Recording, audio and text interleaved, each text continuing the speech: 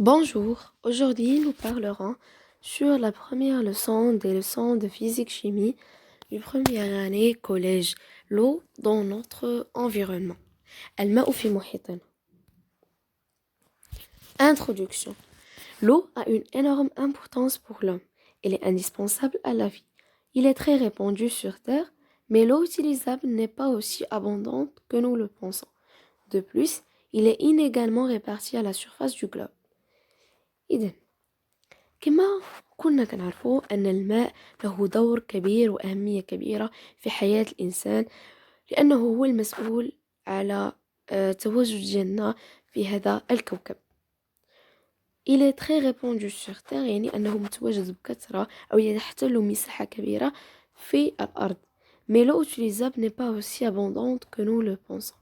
ولكن الماء الصالح للاستخدام يعني لا ما متوفرش بكثرة أو بكمية كافية كما حنا كنعتقدو. De plus, il est inégalement réparti à la surface du globe. يعني ومع هذا أنه ما مقسمش بطريقة متساوية ومتوازنة على سطح الأرض أو في مجموع سطح الأرض. في هذا الدرس كنطرحو جوج أسئلة. السؤال الأول où trouve-t-on de l'eau sur terre أين يتواجد الماء على الأرض. والسؤال الثاني quels sont les états de l'eau ما هما الحالات الفيزيائية للماء. وهادشي اللي غادي نجاوبو عليه من خلال هاد لي زاكتيفيتي و le bilan. La première activité, la répartition de l'eau sur la Terre. Environ 75% de la surface de la Terre sont recouverts d'eau, ce qui évalue à la Terre le surnom de planète bleue. L'ensemble des réserves d'eau de la Terre s'appelle l'hydrosphère. إذن تقريبا حوالي 75% من مساحة الكرة الأرضية كيتواجد فيها الماء، وهذا اللي كيجعلنا نلقبوا الأرض بالكوكب الأزرق نسبة للماء. كما كنعرفوا أن أغلبية ديال سطح الأرض فيه الماء كتر من اليابس أو كتر من الأرض. L'ensemble des réserves de l'eau de la Terre s'appelle l'hydrosphère. إذا مجموع ديال لي ريزيرف ديال اللو هادو كاملين اللي كيتواجدوا في الأرض كنسميوهم l'hydrosphère. وحنا غنتعرفوا على هاد لي ريزيرف وعلى لو بورسونتاج ديالهم من خلال هاد لو طابلو. كاين لي فلوف ولي ريفيير ولي لاك بورسونتاج ديالهم تقريبا 0.01%. Les mers et les océans 97,2%. Les glaciers 2,1%. L'atmosphère 0,001%. Les nappes souterraines 0,6%. إذن كما كنلاحظوا كاين بزاف ديال الأنواع ديال لي ريزيرف ديالو بيان لي ريزيرفوار ديالو و حتى لي بورسونتاج ديالهم مختلفه، ولكن الا جينا لاحظنا لي زوسيون اي لي مير كنلقاو ان اكثر او البورسونتاج الكبير هو ديال لي مير اي لي زوسيون. كما الى هذه لي دورتها دابا هي اكبر نسبه كاينه. وحنا كما كنعرفوا راه حنا الى غير مشينا لشي بحر شاطئ من الشواطئ ديال المدينه ديالنا كنشوفوه تبارك الله شحال كبير. اذا كاين اكبر نسبه او اكبر ريزيرفوار ديالو هو لي مير اي لي زوسيون. من بعدو كيجي لي غلاسي هو الثاني، ومن بعدو لي ناب سوتيرين لي فلوف لي ريفيير و لاتموسفير. هذا هو الترتيب ديالهم. الا بغينا نجيو نكتبو ها هو الاول، ها هو الثاني، ها هو الثالث، ها هو الرابع، واخيرا لي ناب سوتيرين هي الخامسه. اذا من بعد هاد لو تكست وهاد المحاور اللي شفنا غندوزو لي كيسيون. اول كيسيون pourquoi appelle-t-on la terre لا بلانيت بلو. إذن لماذا نلقب أو نسمي الأرض بالكوكب الأزرق؟ وكما شفنا وشرحنا في التكست قلنا بأن الأرض أو نسبة المياه المتواجدة على سطح الأرض هي 75%، ونسبة لهذه المياه كتسمى الأرض لا بلانيت بلو. نقدروا إلا بغينا نلخصو هادشي كامل نقولو car la plupart de la surface de la terre est recouverte d'eau.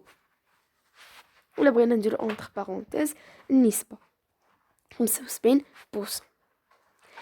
Deuxièmement, quel est le plus important réservoir d'eau sur la terre? إذا le plus important هنا ماشي على حساب لو بورسونتاج مي على حساب فاش كنستخدموه في الاستهلاك ديالو، نسبة الاستهلاك. واهم ريزرفوار هما لي ناب سوتيرين. علاش؟ حيت هما المصدر ديال المشرب ديالنا، حيت هما من كنشربو حنا. اذا اهم ريزرفوار هو لي ناب سوتيرين. Troisièmement, quel est le pourcentage d'eau douce sur la terre?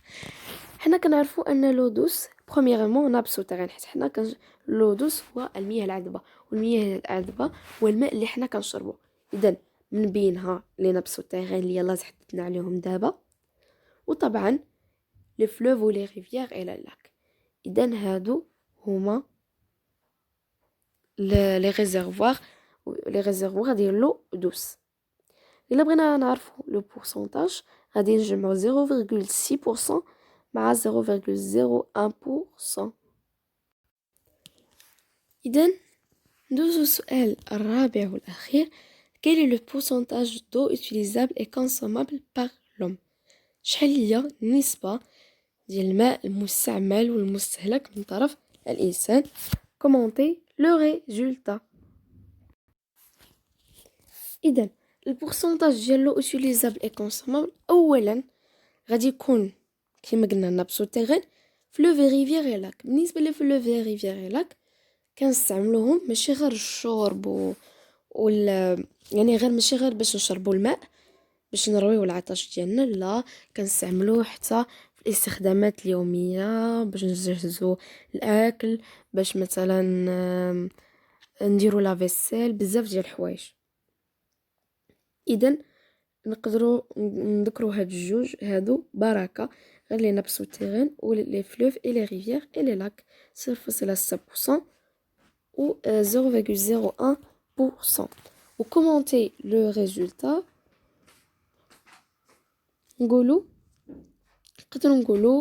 الا بغينا نكومونتيو نعطيو واحد الكومونتير نقولوا لو utilisable par l'homme correspondant moins de 1% de toute l'eau présente sur terre. وكما كنلاحظوا راه 0.6 و 0.1% راها موان كو 1%. وهذا هو اللي الجواب او الكومونتير اللي نقدروا نعطيه. ولا كان شي نظريه واحده اخرى حتى هي الاراء راه كتكون مختلفه، ولكن راه كيكون عندنا نفس المعنى. ندوزو لاكتيفيتي الثانيه اللي غنتعرفوا فيها ان شاء الله على لي زيتا فيزيك ديال لو. بالنسبه لاكتيفيتي الاولى حنا الان تعرفنا فيها على لي ريزيرفوار ديال لو، تعرفنا على لو بورسونتاج ديال لو اللي متواجد على سطح الارض، تعرفنا على البورسونتاج ديال لو دوس شنو هو، وعرفنا شنو هو الاستعمالات ديالو وعلاش كنسميو الارض بالكوكب الازرق. وهادو كلهم نقدروا نديروه ككونكلوزيون لهاد لاكتيفيتي هادي، وهادشي كامل غنشرحوه بتفصيل من بعد. كما قلت لكم في لاكتيفيتي الثانيه غنتعرفوا على لي زيتا فيزيك ديال لو. كاين سوليد ليكيد اي غاز. عموما ان جميع لي زيتا فيزيك ديال لا ماتيير ماشي غير ديال لو هي ليكيد ولا سوليد ولا غاز، اما كنقولوا جسم صلب او جسم سائل او جسم غازي. كما كتلاحظوا متواجد عندنا واحد 7 ديال التصاور ديال لي فوتو كل وحده واش كتمثل؟ كلهم الاصل ديالهم من لو، ولكن ليطا ديالهم مختلف. فلا بلوي، هنا لا بلوي في الصوره الاولى كما كنلاحظوا، الصوره الثانيه لا بويي، الصوره الثالثه لو برويير، الرابعه لا بوزي، الخامسه لا نيج، السادسه لا غريل، والاخيره لا غلاس. وكلهم كما قلنا ان الاصل ديالهم ماء، ولكن ليطا مختلف. فلا بلوي يعني الشتاء، البويي هي بحال واش نقدروا نقولوا ليه واش داك الندى اللي كنلقاو في الصباح في الشراج، المهم هذيك الفزوقيه اللي كنلقاوها اي دائما في الشراجم فاش في وقيته ديال البرد. لو برويار باب، لا غوزي الندى، لا نيج تلج، لا غريل كما كنقولوا تبروري، لا غلاس هما دوك الماء المثلج المثلجات. اذا غندوزو لي كيسيون. observez les photos et complétez le tableau en précisant l'état de l'eau. اذا هنا غنشوفوا l'état de l'eau كما قلنا، كاين سوليد كاين ليكيد وكاين غاز. من بعد ما شفنا هاد لي فوتو خليكم تلاحظوهم مزيان، غادي نحاولوا ما امكن من خلال هاد التصاور نعرفوا ليطا ديال. نبداو باول ايطا، عندنا غريل. الا جينا لاحظنا ان غريل ماشي سائله، ماشي مثلا بحال الزيت، بحال الماء اللي كنشربو. السوائل يعني بحال مثلا السوائل، عندنا لي جو، عندنا الزيت، عندنا بزاف ديال السوائل، من بينهم لو. واش لا غريل سائله؟ لا. واش لا غريل غاز؟ لا. اذا غتكون سوليد لان اصلا هي قاصحه وعندها واحد لا فورم بروبر. لا نيج، اذا لا نيج حتى هي ما سائلاش، وحتى هي ماشي جسم غازي اللي ما عنده لا طعم لا رائحه لا لون لا حتى حاجه. اذا باش نفرقوا ما بين جسم الصلب، جسم السائل وجسم الغاز، كل واحد عنده واحد الحاجه اللي كتميزه على الاخر. فالجسم الصلب كيكون بعدا اول حاجه عنده واحد فورم بروبر، كيكون قاصح. ماشي ضروري لا نيج ماشي قاصحه، ولكن عندها شكل خاص بها، ما كاينش بحالو، مهم شكل خاص بها. الغاز ما عندوش اللون، لا نيج عندها اللون بيضة، ما عندوش طعم، ما عندوش لا رائحه لا حتى حاجه. اما لو ليكيد فهو كما كنلاحظوه جسم السائل وكياخذ لا فورم ديال الغيسيبيون اللي هو فيه. فلا نيج سوليد، علاش؟ لانها كتميز ماشي واحد الجسم اللي هو سائل ولا كيفلوت، ولكن عندها واحد لا فورم بروبر ديالها. البرويار او الضباب كنشوفوا انه ما عندوش واحد اللون مخصص، كاين اللي كيقول لي بيض ولكن هذاك ماشي بيض، غير مع تراكم الغازات، وما عندوش لون، ما عندوش رائحه، ما نقدروش نشدوه بيدينا، اذا فهو غاز. لا فابور دو، البخار ايضا غاز. لا غوزيندا طبعا غتكون ليكيد. ثم عندنا لا بلوي ليكيد، ولا غلاس سوليد. عندنا لا غلاس اصلا حنا فاش كنقولوا كنتلجو هذاك سميتو، هي كتسمى لا سوليديفيكاسيون، حنا غادي نتعرفوا عليها. فلو كيتلج كيمشي من ليكيد للسوليد كتسمى سوليديفيكاسيون، كيولي قاصح، كتقدري تشدي ديك المكعب ديال الثلج بيديك، لكن من بعد مع الحراره ومع واحد العوامل كيدوب وكيولي ليكيد. وحنا دابا تعرفنا على لي زيتا فيزيك ديال لو وفرقنا بيناتهم من خلال هاد لي زيكزامبل اللي عطيناهم. ندوزو لاكتيفيتي الثانيه او اخر اكتيفيتي، هي لو سيكل دو. Premièrement, fait correspond à chaque chiffre le mot qui convient en utilisant les mots suivants. كاين عندنا mer ou océan, nuage, pluie, neige glacée, nappe souterraine et rivière. إذا من خلال هاد لو شيما ولا هاد لا فوتو غادي نحاولوا كل رقم نقولوا المو اللي كينتمي ليه. فإلا لاحظنا الشيما مزيان نمشيو لأول مو لنا رقم 1 غادي نقربوا التصويره كنلقاوها لي غلاسي. رقم 1 غلاسي. 2 neige. 3 إلا جينا لاحظنا كاين واحد البريسيبيتاسيون pluie. 4 غتكون لنا ريفيير كما كنلاحظوا كاين واحد الرويسلمون ديالو، اذا في هذا المجرى هي ريفيير. 5 هي نقدروا نقولوا هنا اوسيان ولا مير، من الاحسن نديروا مير اللي اوسيان راه كبر من هذا. 6 نوياج. et 7 طبعا ناب سوتيرين، راه كنشوفوا لانفيلتراسيون ديالو في الارض. هنا كنكونوا فرقنا ما بين هاد المكونات هادو ديال لو سيكل دو. دابا غنشوفوا هاد لو شونجمون ديال ليطا ديالو، كيفاش كان في الاول الماء حتى ولا نياج حتى ولا كتولي تهبطات الشتا تهبط الثلج، حتى من بعد داك الثلج داب جهه هبطات في لي ريفيير ورجعت البحر، جهه وقع لها لانفيلتراسيون في لو سول ولات ناب سوتيرين. يعني هادشي كامل غنتعرفوا عليه خلال هاد لاكتيفيتي. حاولت نقدم لكم شيما واحد اخر يكون فيه بريسيزيون. هذا راه هو فيه نفس لوبجيكتيف، ولكن نحاولوا كل حاجه ونديروا واحد التنوع. فاول حاجه غادي نجاوبوا على هاد الاسئله ومن بعد هاد غادي نشرحوا. Première question. Sous l'action de la chaleur du soleil, que devient l'eau de mer?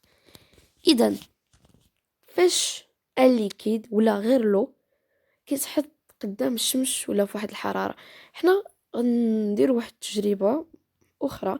إلا جدينا مثلا الماء وفاش كنحطوه في واحد الدرجة مثلا فوق النار درجة ديال 100 درجة،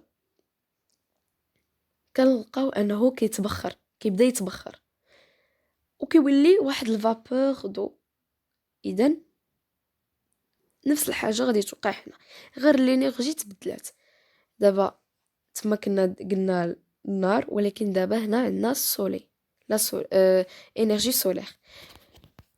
اذا الماء كيولي فابور دو من خلال يعني سو لاكسيون دو لا شالور لو devient vapeur d'eau. وها هو قدم لينا في الشيما.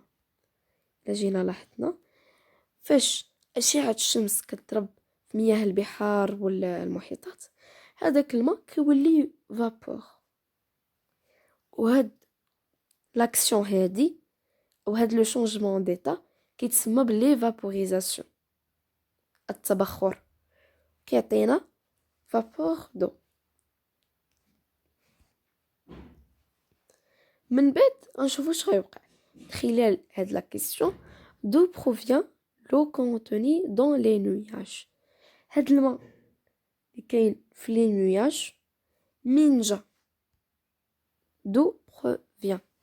alors c'est tout provient de la vapeur d'eau طبعا، حيت من بعد فاش كيتبخر لينا داك الماء وكيولي لينا على شكل فابور دو، كتطلع ديك الفابور دو في الاتموسفير وبفعل دوك الظواهر ودوك العوامل كتبقى لينا واحد لا كوندونساسيون وكيعطيونا دي نوياج. هذاك الماء اللي في لي نوياج واللي من بعد كيتساقط اما على شكل ديال الماء اما على شكل بلوي ولا على شكل غريل ولا على شكل نيج، كيجي من ديك لا فابور دو. علاش؟ ديك النوياج عامره بالماء. Pourquoi la vapeur d'eau se condense-t-elle lorsqu'elle s'élève dans l'atmosphère? شو نقدروا نقولوا car la température est moins élevée dans l'atmosphère حيت الحرارة ناقصة أو منخفضة في l'atmosphère وداكشي علاش كتوقع لنا واحد لا condensation. L'eau des nuages retombe sur la terre sous forme de précipitations. Indique quelques exemples de précipitations. إذن كما قلت لكم البريسيبيتاسيون راه ما كتكونش غير بالبلوي لا كاينه لا نيج وكاين لا غريل. اذا هادو هما لي 3 زيكزامبل اللي كاينين او اللي متواجدين لا غريل لا نيج ولا بلوي. هادو هما les exemples de précipitations sur la terre. D'où provient l'eau alimentant la mer؟ من كيجي داك الماء اللي متواجد في البحار وفي لي زوسيون من كيجي؟ طبعا هذاك الماء كيجي من لي فلوف ولي ريفيير لي لاك حيت قلنا من بعد فاش كتهبط ديك لا بريسيبيتاسيون هذاك لي نيا لي نيو لي عفوا لي نيج ولا غريل وحتى نقدروا نقولوا لا بلوي كلهم كيقع لهم واحد الرويسيلمون وكيمشيو لي لاك ولي فلوف ولي ريفيير وكيرجعوا السيون يعني كيرجعوا الاصل ديالهم. Alors, autre question, comment expliquer que le niveau des mers ne varie pas malgré la vaporisation qui se produit sans cesse? Car l'eau change d'état, mais sa quantité globale reste la même. وهكا نكونوا استخلصنا أن الماء دايما على سطح أولا الماء ديال لي زوسيون لي مير كيبقى في لو ميم نيفو هو 1013 كتو باسكال. إذن كما قلنا sous l'action du soleil l'eau des mers et des océans, des rivières, des fleuves et des lacs s'évapore sous forme de vapeur d'eau. يعني من خلال ديك الأشعة الشمس مياه ديال البحار والوديان والمحيطات كيتبخر على شكل بخار ديال الماء. من بعد هاد لا vapeur d'eau s'élève dans l'atmosphère et se condense pour former des nuages. من بعد هاد الفابور دو كتطلع في l'atmosphère و من فعل داك الظواهر سو كوندونس يعني سو كوندونس كتولي من ليطا غازو ليطا سوليد حيت فابور دو كما شفنا في لاكتيفيتي الثانيه هي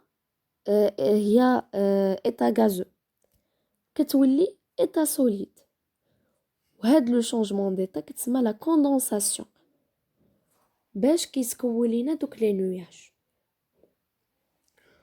وفاش لا température كتنخفض l'eau des nuages tombe sur la terre sous forme إما يعني بلوي ولا غريل ولا نيش. هادو هما لي زيكزامبل او هادو هما لي بريسيبيتاسيون اللي كاينه سور لا تير كتسمى هادي بريسيبيتاسيون.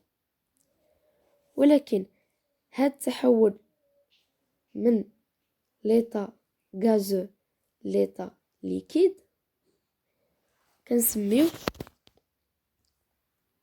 ليكيفاكسيون تسمى بليكيفاكسيون نقدر نقولوا حنا غير بريسيبيتاسيون. من بعد une partie de l'eau s'infiltre dans le sol et l'autre partie se jette dans les rivières et les fleuves.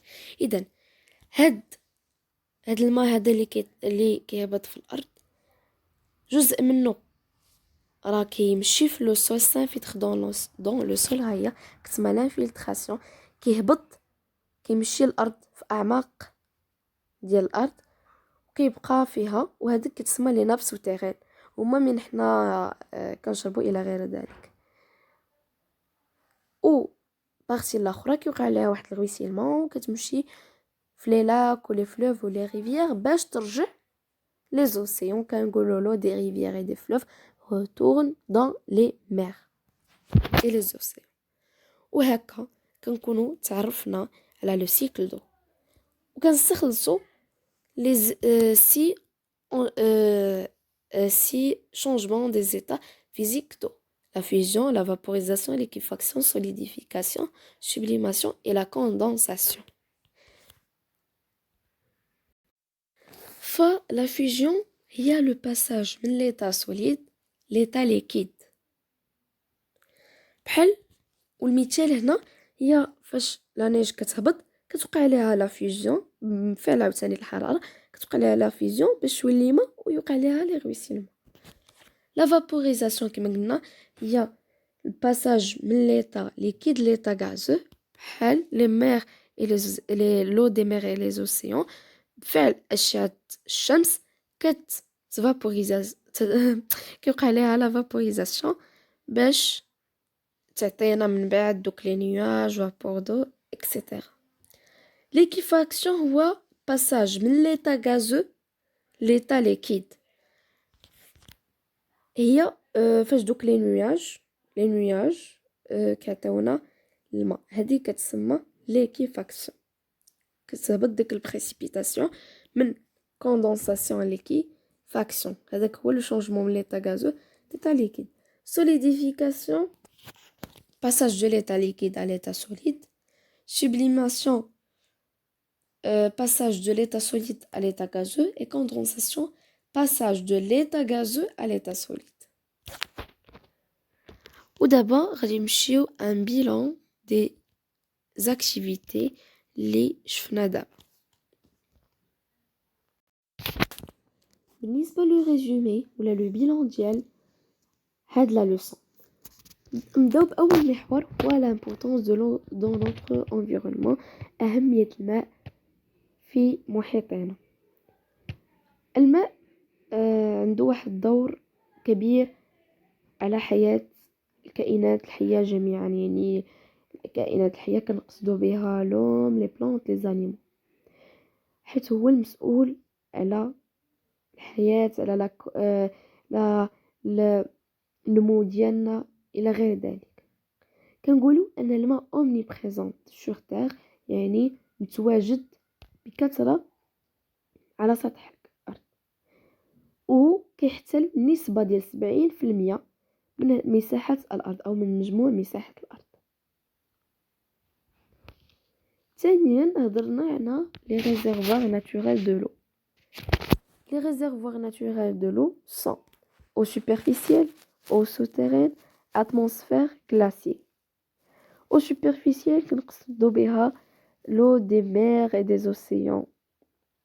Eau souterraine كنقصدو بها les nappes souterraines.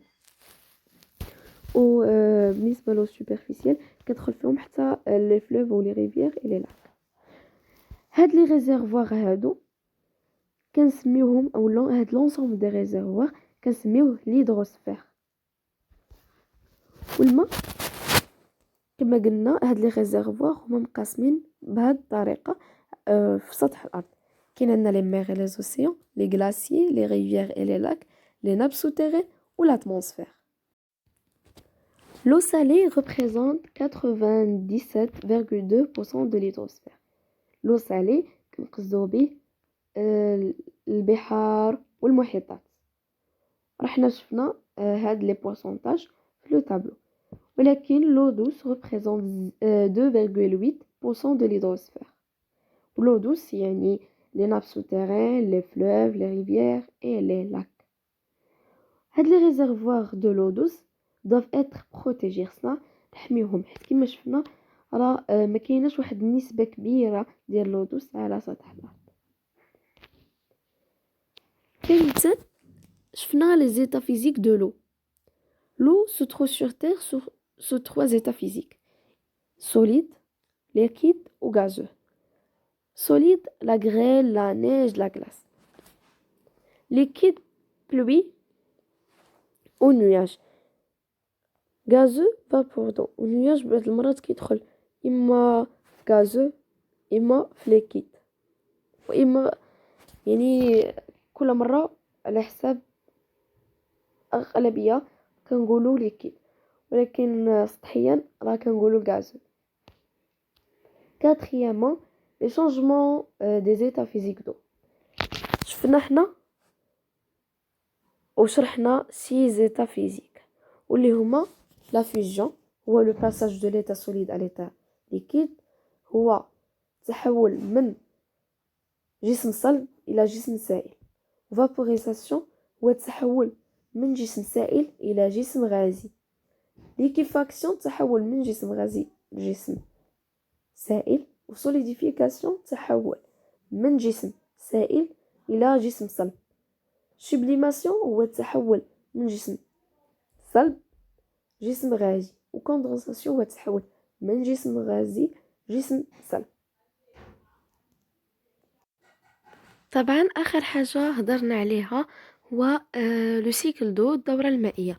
وقلنا ان بفضل اشعه الشمس المياه ديال البحار والمحيطات كتبخر على شكل بخار الماء.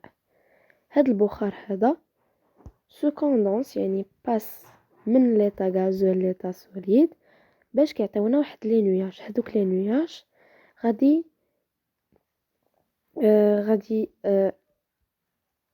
غادي يكون غيبقاو بحال كنقول كيوقع عليهم واحد نياج مع نياج كتبقى تضارب، وبفعل لو فون الى غير ذلك حتى كيهبطوا لنا دي بريسيبيتاسيون.